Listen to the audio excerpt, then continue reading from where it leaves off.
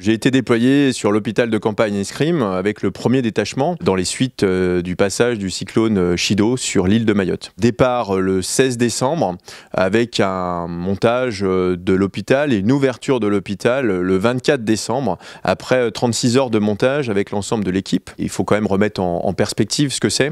En fait, c'est 32 palettes, c'est 65 tonnes.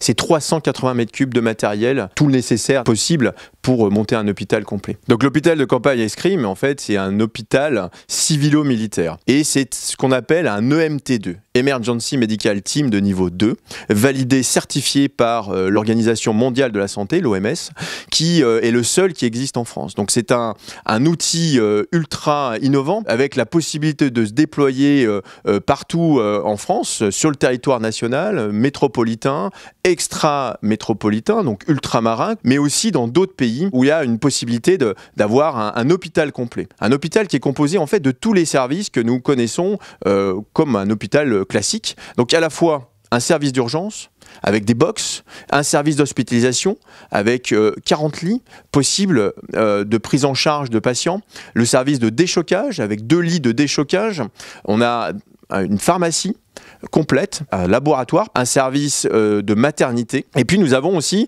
pour la partie ce qu'on appelle détachement d'appui chirurgical, un service de réanimation avec des lits de réanimation lourdes, comme on peut connaître sur la métropole, des lits de soins intensifs, une salle de réveil qu'on appelle SPPI, salle pré- et post-interventionnelle, 2 blocs opératoires et une stérilisation.